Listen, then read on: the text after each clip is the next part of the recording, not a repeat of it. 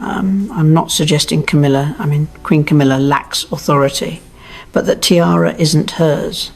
It rightfully belongs to Catherine, the Princess of Wales, for the Christmas gala at Buckingham, The envelope had remained sealed inside a private Windsor archive, protected by instructions that even senior courtiers were forbidden to challenge. But when Princess Anne's revised will was finally placed before the king, one sentence transformed a personal inheritance into a royal earthquake.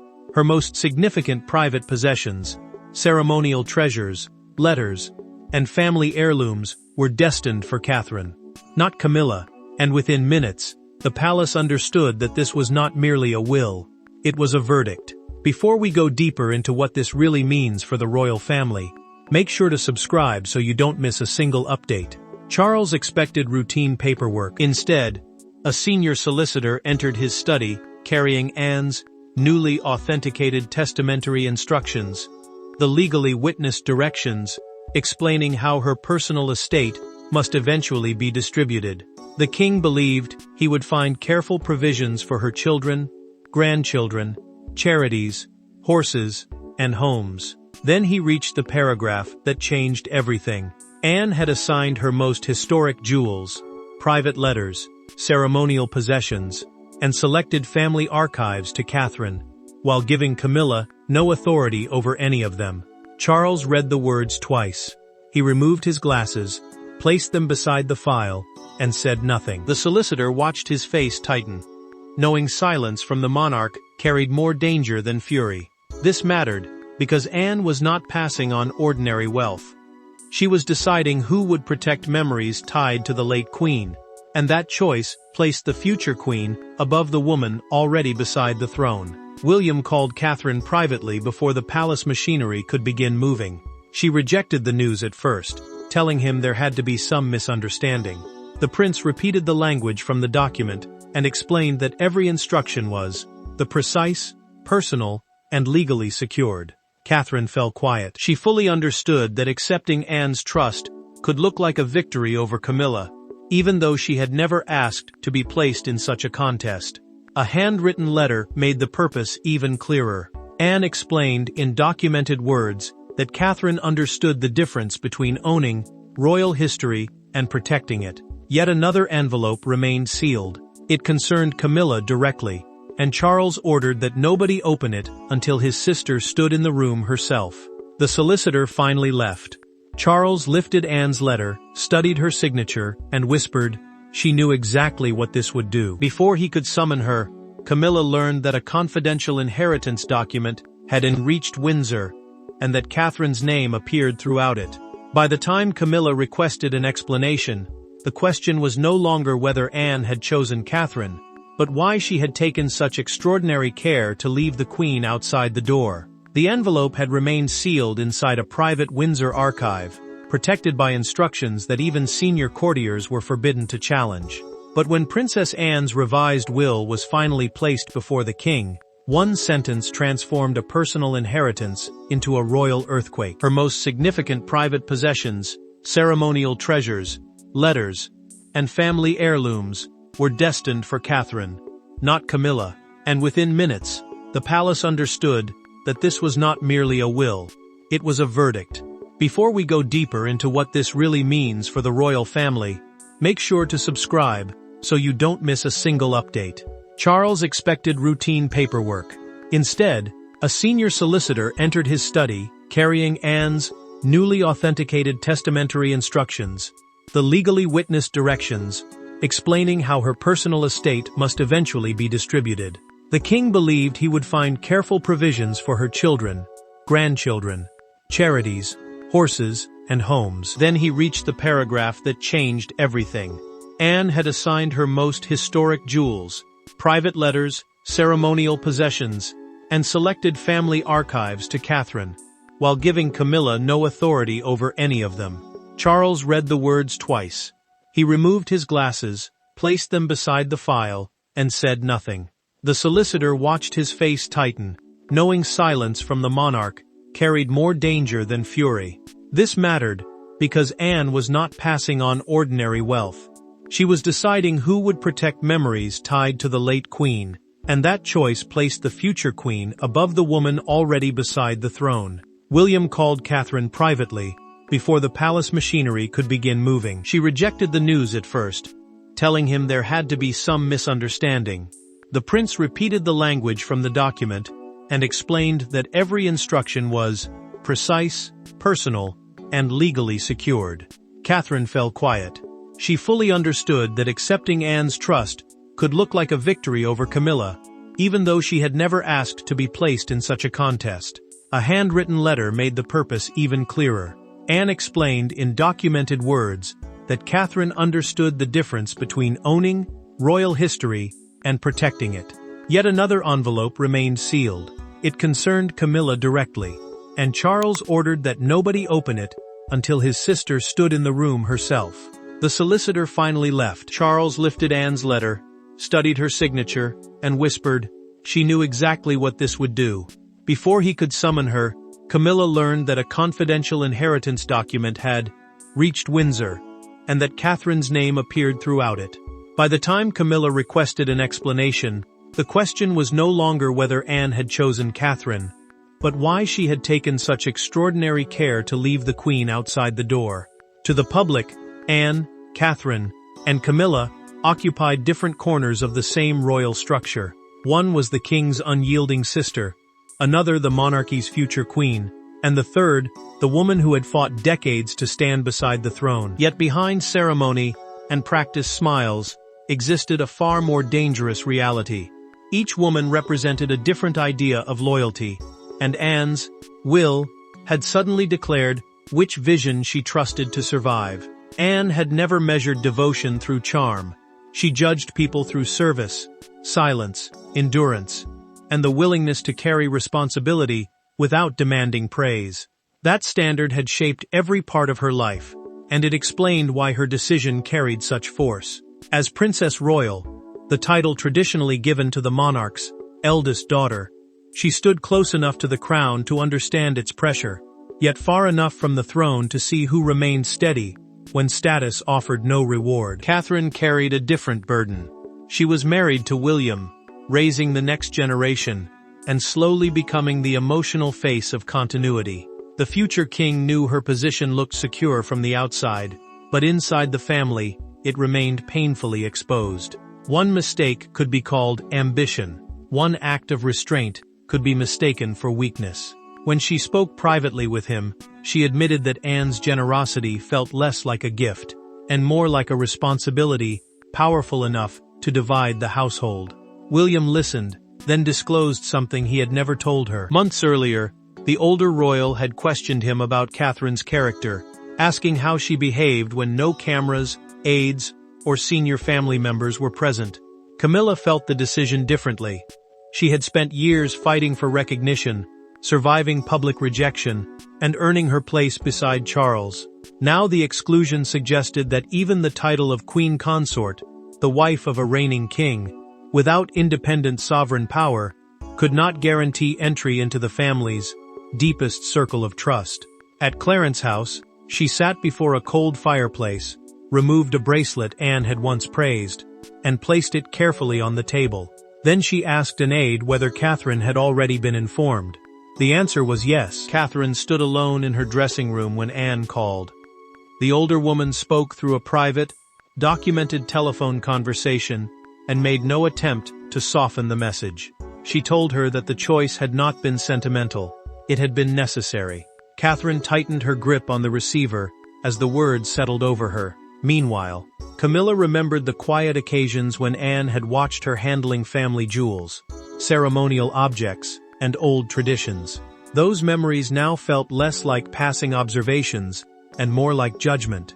The answer lay not in the language of the will, but in a private incident months earlier when a ceremonial request turned into a confrontation Anne never forgave. Every royal rupture has a point of no return, a sentence spoken too sharply, a boundary crossed too casually, or a silence that reveals more than words.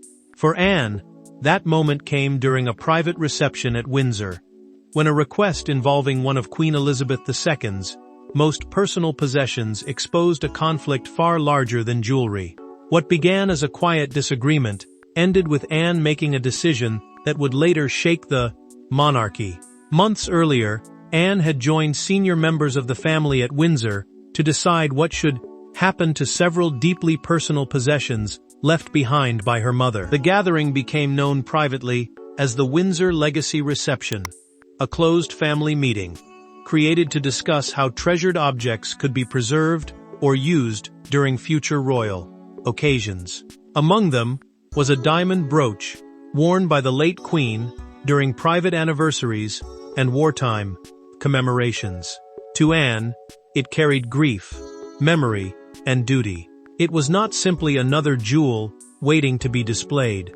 Camilla approached her away from the others and asked for the brooch to be transferred into the Queen's active collection, the group of jewelry available for the reigning monarch's wife to wear during official duties. She wanted it for an approaching state banquet, a formal dinner held for a visiting national leader. Anne refused immediately. She explained that the piece had never represented rank and should not suddenly become proof of anyone's position. The Queen consort held her ground. Royal possessions, she answered, had to serve the present crown rather than remain trapped inside private sorrow. Catherine entered as the exchange sharpened. She noticed Anne's rigid expression and Camilla's controlled frustration, but she refused to choose a public side. Instead, the future queen asked that the brooch remain untouched until every member of the family could agree. Anne heard caution in those words. Camilla heard resistance. Neither woman forgot Catherine's intervention. The true betrayal appeared after Camilla left. Anne discovered a transfer document resting beside the case, already prepared for approval. The paper would have moved the brooch into official use, making the earlier request feel less like a conversation and more like a decision awaiting her obedience. She read every line, then understood what frightened her most. Family memory was being pulled into institutional control before the people connected to it had been allowed to grieve. Anne folded the unsigned paper once and placed it beneath the brooch's case. Catherine remained beside her, sensing that something irreversible had happened. The older royal looked at her and said, "The crown can command many things. It cannot command memory." That night, Anne contacted her solicitor through a recorded private call and ordered an immediate review of every object she personally controlled. The will had begun. What Anne began in silence would eventually force the three women into the same room, where grief, authority, and resentment could no longer hide behind royal courtesy. There were no cameras, no equerries, and no carefully prepared statements when Anne entered the king's private sitting room. Camilla was already waiting, her composure intact, but her anger unmistakable. Catherine stood near the window, wishing she were anywhere else, while Charles remained between the women without truly standing with either of them. Then the door closed, and decades of restraint collapsed into a confrontation the palace had always feared. Charles had arranged the meeting to stop a personal inheritance dispute from becoming a constitutional crisis or a public humiliation. An equerry was a senior royal aide who normally managed access, schedules, and formal procedure, but none had been allowed inside. The king wanted honesty without witnesses. Anne arrived holding her own copy of the will, the legal document stating how her private estate would be distributed, and placed it firmly on the table. She had not come to hide behind solicitors. She had come to defend every word. Camilla spoke first. She asked why Catherine had been chosen to control possessions tied to the reigning family when the Queen carried present ceremonial responsibility. Her voice remained steady, but the hurt beneath it was unmistakable. After decades of hostility, judgment, and sacrifice, she believed her position beside Charles had finally been accepted. Anne's decision told her otherwise. Anne refused to soften the truth. She explained that the jewels, letters, and archives were personal property, not crown property, items owned by the royal institution rather than by one family member. Trust, she said, could not be created by rank. Camilla stepped toward her. "Have you ever truly accepted me?" she asked. Anne did not move. "I accepted my brother's choice." "That is not the same thing." Catherine could bear no more. She offered to renounce the inheritance and return everything to the royal collection, but Anne stopped her immediately. The older woman disclosed, through the documented will, that legal safeguards prevented any rapid reassignment. She had designed the protection because she had uncovered more than the prepared brooch transfer. A private memorandum showed that family archives were being considered for reorganization under the Queen's office without consultation with William or his wife. Charles reached for a chair and dragged it between his sister and Camilla, as though a physical barrier might restore order. Halfway across the carpet, he released it. The monarch finally understood that the distance between the women had existed long before this meeting. Catherine watched him turn away, while Anne opened her folder and removed the sealed note everyone had avoided. Anne placed the envelope before Charles and told him to read it aloud. Camilla did not blink. The king stared at his sister's handwriting, knowing the next words could wound his wife more deeply than anything already spoken.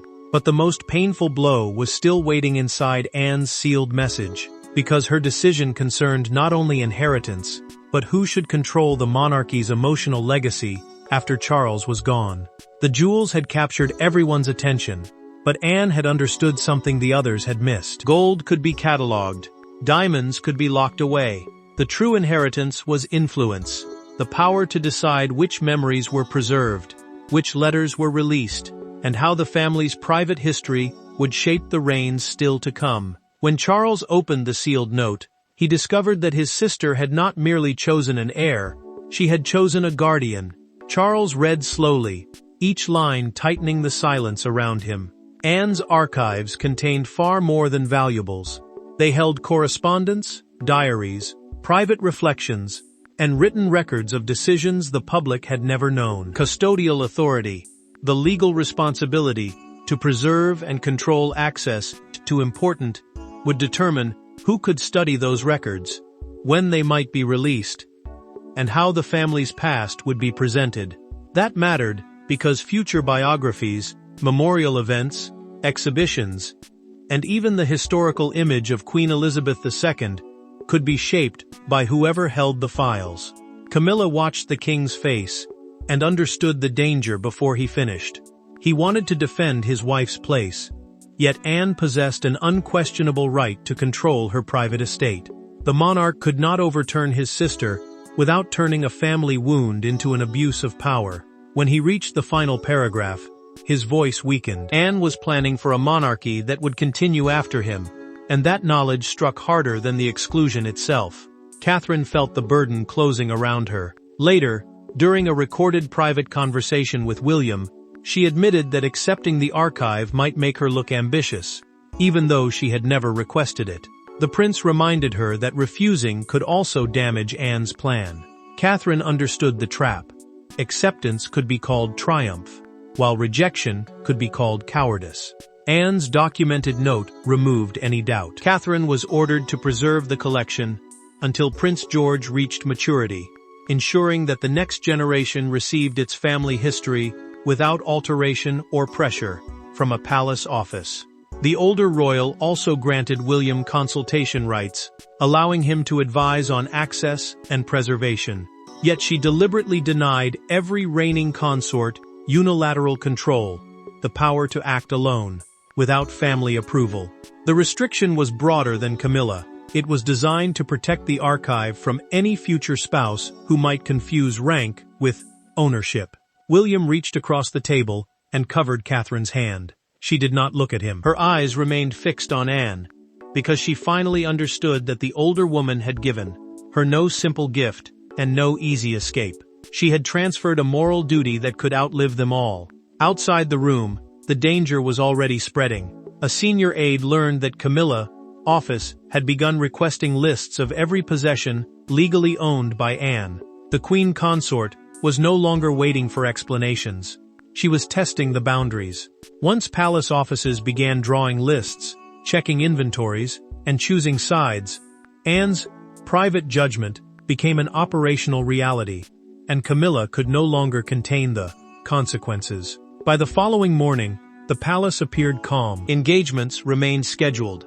Correspondence continued, and official cars moved through the gates as usual. Yet beneath that familiar rhythm, Desks were being cleared of files, inventories were being restricted, and trusted aides were receiving new instructions. Anne's will had drawn an invisible line through the royal household. Everyone now understood that the future queen had been entrusted with what the present queen had been denied. Royal archivists began separating Anne's private materials from possessions managed through official family arrangements. Archivists are specialists responsible for preserving documents, records, and historically important objects, but even they struggled to determine where personal ownership ended and palace access began. The confusion mattered because one incorrect decision could weaken the legal protection Anne had created. It could also hand Camilla's household influence over objects the older royal had deliberately placed beyond its reach. William moved just as carefully. His office formed a confidential team to prepare for Catherine's eventual custodial role without activating the inheritance or moving a single object. The future king knew secrecy was essential. If the preparations became public, his wife could be portrayed as claiming Anne's legacy before her death. Catherine understood that danger and issued a firm instruction. Nothing was to be transferred, displayed, or treated as hers while the Princess Royal remained alive. Camilla discovered the new boundaries when one of her senior aides requested an inventory that had previously been available to the Queen's household. Access was refused. The official notice explained that the list was now under private estate review, a process used to establish which possessions belonged personally to Anne rather than to the crown. The rejection humiliated the monarch's wife because it turned a family dispute into a restriction her own staff could see. Camilla dismissed everyone from her office and sat alone with the notice. She tore one corner of the paper, stopped, then slowly pressed it flat again.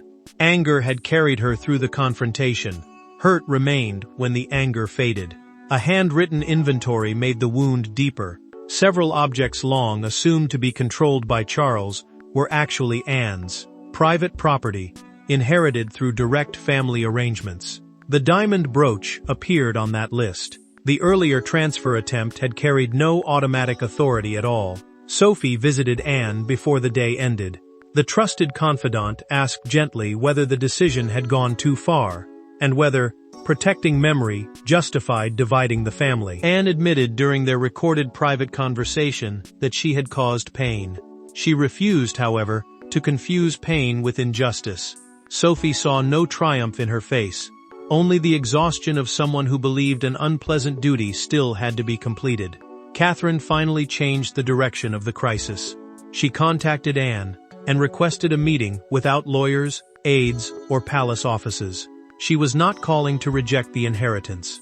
She needed to understand what the older woman expected her to protect, and why she had been chosen to carry it. With advisors removed and titles left outside, Catherine and Anne would finally confront the question no legal document could answer. Why had the Princess Royal trusted her so completely? The turning point did not occur in a council chamber or before a team of royal lawyers. It happened over tea, between two women with no aides present and no official record being kept. Catherine arrived, carrying a copy of the inheritance summary, prepared to argue that the arrangement should be softened. Anne listened without interruption. Then she closed the folder, looked directly at the future queen, and revealed the personal truth behind her extraordinary choice. Catherine had chosen Gatcombe Park because it was a family home, not a palace filled with advisors, protocol, and competing offices. She needed honesty without institutional pressure. The inheritance summary, the plain legal account of what Anne intended to leave, and who would control it, rested between them like a third presence. Catherine explained that she could not allow jewelry, letters, and private memories to become weapons in a battle between the king's wife and his sister. Anne heard the warning, but she did not retreat. Catherine confessed that she feared becoming a public contrast to Camilla. Both women had lived under relentless judgment, yet any praise directed toward one was often turned into an attack against the other. She did not want Anne's trust presented as proof that the queen had failed. The future monarch spoke carefully, but her distress was clear. She had survived by remaining steady and now that same steadiness threatened to pull her into a conflict she had never chosen. Anne admitted that grief had shaped the will. Since losing her mother, she had become fiercely protective of possessions that carried private meaning. She revealed through their personal conversation that years earlier, she had watched Catherine return a borrowed family necklace quietly, without asking for photographs, praise, or permission to wear it again. Nobody had noticed the gesture. Anne had. That single act convinced her that Catherine understood the difference between receiving access and claiming ownership. Catherine leaned across the table. "And what happens to her?" she asked. Anne paused before answering. "She keeps what she has earned. You protect what cannot be earned." The older royal clarified that the will did not declare Camilla unworthy of love, respect, or rank. It declared that Catherine was uniquely suited to preserve the bridge between family and wealth. Crown, the fragile space where private memory meets public duty. Catherine finally accepted the responsibility, but she demanded one condition. Camilla had to hear the explanation personally. The decision must be presented as stewardship, the duty to guard something for others, not as public humiliation. Anne agreed. For the first time, the tension softened. Though neither woman mistook understanding for peace, their private agreement set a final meeting in motion. Yet before either could speak to the Queen, the secret escaped. Before the palace could control the story, however, the existence of the will escaped into the vist, and one headline turned a private act of trust into a national spectacle. At 6 o'clock the next morning, the secret ceased to belong to the family. Across Britain, phones lit up with the same explosive sentence. Anne had chosen Catherine, not Camilla. Commentators called it an inheritance battle. Historians called it a transfer of royal trust, and the public treated it as something even larger, a judgment on two competing eras of monarchy. Yet behind the headlines, the women involved were preparing for a quieter and more difficult reckoning. Catherine heard the first broadcast before her staff could warn her. News of the will dominated television, radio, newspapers, and social media, with every debate asking whether Anne had expressed a personal preference or offered a dynastic endorsement, a sign of who she trusted to shape the monarchy's future. The future queen felt no triumph. When supportive commentators described her as the winner, she ordered her team not to brief against Camilla, celebrate the inheritance, or encourage comparisons. Praise had become another weapon, and she refused to hold it. Camilla watched the same coverage alone. Decades of criticism returned in a single morning, as presenters questioned whether the royal family had ever fully accepted her. The Queen had survived public hostility, private suspicion, and years of proving her usefulness beside Charles. Now one document had reopened every wound. During a national morning program, the presenter called Anne's will a vote of confidence in the monarchy's next chapter. By lunchtime, the phrase had spread across Britain, turning Catherine into a symbol of the future and Camilla into a reminder of a contested past. Outside Buckingham Palace, the story became painfully real. A crowd gathered beneath a newspaper kiosk, displaying the front page, Anne's final choice. Catherine to guard royal legacy. One woman placed white roses beside the gates, while another raised a handwritten sign declaring, "Duty recognizes duty." Buckingham Palace is the monarch's official London residence and the public center of royal ceremony, which made the gathering more than curiosity. It became a visible judgment delivered at the Crown's own door. Palace communications officers issued a restrained statement confirming that private, testamentary arrangements, the legal instructions governing a person's estate, remained the sole responsibility of individual family members. Behind that careful language, investigators found the source. The leak had not come from Anne, Catherine, or Camilla's closest staff. A junior legal clerk had seen part of the inventory process and passed the information beyond. The protected circle. Charles heard a commentator describe the will as his wife's final rejection. He turned off the television before the sentence ended. The king then walked to Camilla's room, found her still facing the dark screen, and asked her to attend the meeting Catherine had requested. She looked at him for a long moment before agreeing. The public had written its verdict in headlines, but the judgment that truly mattered would be delivered behind closed doors by the three women whose lives had been reduced to a single, devastating comparison. There was no apology dramatic enough to erase the wound, and no legal amendment capable of changing what Anne believed.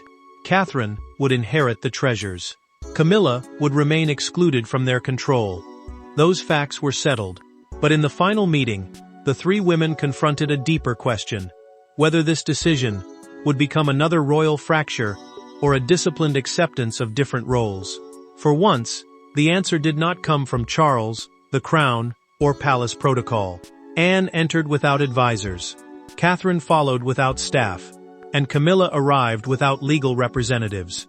They had agreed that no official voice would speak for them. Catherine began by promising to honor the will exactly as written, but she would never use Anne's trust to weaken the reigning queen. A reigning queen is the woman formally serving beside the monarch during his rule, and undermining her would damage not only Camilla, but the stability Charles depended upon. Catherine wanted that boundary understood before old pain took control. Camilla finally admitted what had wounded her most. She had not been grieving over diamonds, letters, or access to an archive. She was grieving because Anne still saw her as separate from the family's deepest memories.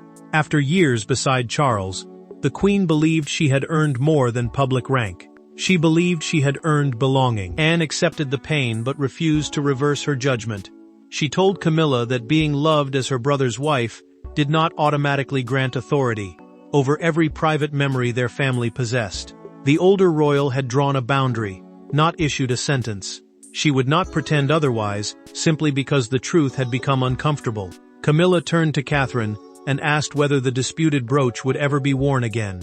The future queen answered without hesitation. It would appear at a service honoring Queen Elizabeth II, but only with Anne's approval and with the family present. The jewel would return as an act of remembrance, not as proof of victory. Catherine then proposed that the archive eventually enter a protected family trust for George, Charlotte, and Louis. A family trust is a legal arrangement that preserves possessions for chosen descendants, rather than allowing one person or palace office to control them. Anne accepted the proposal and added it through a documented instruction. Camilla received no authority over the collection, but she was invited to contribute her letters and memories voluntarily. Her place in the history would be preserved without erasing Anne's boundaries. Charles entered only after the conversation ended. He found the three women standing together, not healed, not affectionate, but finally honest. Anne's will had not crowned Catherine or defeated Camilla. It had declared that legacy belonged to those trusted to protect its human meaning. Catherine accepted responsibility through restraint. Camilla kept her dignity by accepting a limit she could not overturn, and Anne preserved her mother's memory on her own terms. The treasures would one day pass into Catherine's hands, but the true inheritance had already been delivered. Trust was not granted by a crown, secured through marriage, or demanded through rank. It was earned quietly, protected fiercely, and remembered long after every title had fallen silent. Thanks for watching. Please don't forget to like and subscribe, and we will see you in next one.